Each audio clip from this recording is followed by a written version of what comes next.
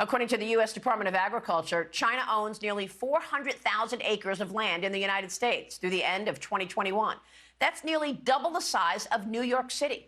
Joining me right now on the national security threat of Communist China controlling U.S. farmland is South Dakota Governor Kristi Noem. Governor, thanks very much for being here this morning. Oh, good morning, Maria. Thank you for inviting me to talk about such an important topic. Exactly. I know that you're backing this bill, which would ban China from owning U.S. land. But let me ask you straight away right here, do you think right now is the time to restrict travel from China as well? You know, it's interesting. I think that it is something that they need to be evaluating. When you look at the viruses that we obviously have a history in coming overseas and impacting the United States, we need to remember as well that China controls 80% of the supply of our prescription drug ingredients as well. So not only do they outsource their viruses to the United States, then they also control the ingredients and the drugs that we need to take care of Americans here today when they do get sick. So we're extremely vulnerable during our winter months. We need our prescriptions, our antibiotics. Our babies need amoxicillin to get through difficult times, such as facing these viruses, and the fact that China controls that supply chain as well should be very concerning. Well, you're right. And during the COVID-19 pandemic, we learned that they will use it against us. They had their quote-unquote media, which is, of course, state-run propaganda, say in a tweet, well, maybe we won't send those prescription drugs that America so badly needs to America right now, during the pandemic when we were most in need of them. Talk to us about this bill that you're backing, preventing the CCP and others, adversaries, from owning U.S. farmland in America. What is the threat? You know, it's incredible, Maria. In over just a 10-year period, we saw China increase their purchases of American ag land, increase by 5,300%. That means they aggressively changed their tactics to start buying up our land. And they're buying our land near our strategic Air Force bases, our national defense resources, and they're doing it in a way to continue to build this agenda to destroy the United States of America. They want to become the world dominating power. The only way that they do that is by eliminating the United States of America. So for 25 years, I've worked on food policy. I've watched them buy up our fertilizer companies, our chemical companies. They own our processing systems. Now they're purchasing up our land, and America needs to wake up and recognize that aggressive action needs to happen. We've been working to address it in our state, but Congress needs to take action. That's why I'm supporting Chairman Gallagher's bill. I'm asking him to put it in the National Defense Authorization Act. It would make sure that any kind of land purchase near these national security efforts would be evaluated, and that CFIUS would have the authority to go forward and make sure that it stops and does not happen that impacts here in the United States. Of course, Governor, this could not be more important, and yet Joe Biden has all of these meetings with Xi Jinping, and none of these issues ever come up.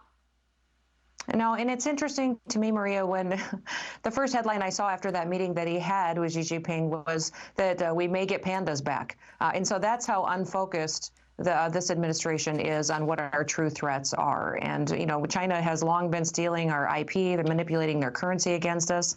When I was in Congress, I worked on trade agreements with them, and they were incredibly unfair and manipulating their regulatory practices against us. But this move, the last several years that China has made by purchasing and owning our mineral supplies, our prescription supplies, and now our land and our food supply, make no mistake, we could in a couple of years here recognize that we are under the control of the CCP, that Communist China has more authority in the United States of America. And that's why I get out of bed every day, is to make sure that my kids and grandkids have the opportunity to live in an America that I had the chance to grow up in and be free. So what can we do about this, Governor? In terms of the farmland that the CCP already owns, can America just seize it? Can we transfer it to American owners? What are the options here? Yeah, I think absolutely. If we understand that the CCP owns this farmland, first of all, we can't allow the sale to go forward. There's an evaluation step that can happen before the purchase ever happens.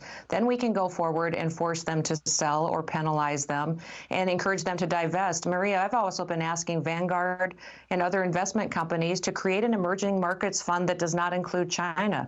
You know, so many of our states have investments that we have for our pensions and individuals as well that want to invest their money into funds that do not support China.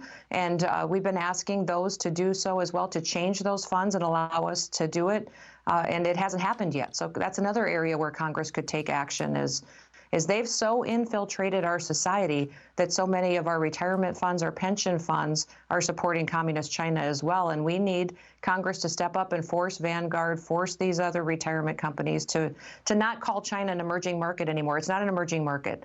It's a dominating power, and they need to be in a different fund so that we can divest from them. We did it years before from Sudan and Iran. It happened. We can do this again. It's not remaking the wheel, and I'd ask them to do that as well. I've got a Congressman Dusty Johnson who has brought a bill that I've asked him to, and I'm proud of him for doing it, that will do exactly that, and I'm hopeful that will gain support in Congress as well. Well, I'm so glad you brought this up. This is an issue that I have talked about a lot as well. I don't know why we don't use that economic lever to push back on this aggression from communist China. Ours are the most deepest and the most liquid markets in the world, and we've got all of these Chinese companies that are in our indexes and enabling investors, American investors, to actually fund the expansion of our #1 adversary. The thrift fund has been an issue for sure, and we did get one victory on the thrift fund that they're going to allow, people to take that option out in terms of buying China. But why not more? Why is the Treasury so afraid of pulling that economic lever, shutting off our capital markets? Yeah, this Treasury obviously is being influenced by lobbying efforts that have their own self-interests in mind, not America First policies. So we need a change in the White House, and we need a White House that's determined to protect America and instead stop funding these communist countries that want to destroy us. So that's the reality of it, and that's what we need to be talking about to allow us to continue to be safe and secure. Governor, thanks very much for all your efforts on this. Great to talk with you this morning. Thank you. You too, Maria. Have a wonderful day. Right. And to you, South Dakota Governor Kristi Noem. Quick break, and then Chinese nationals are also taking advantage of America's wide-open border with apprehensions of military-aged men from China in the thousands just in the last few months. Who's directing them to come here, and why is President Biden allowing illegals to flood America's border?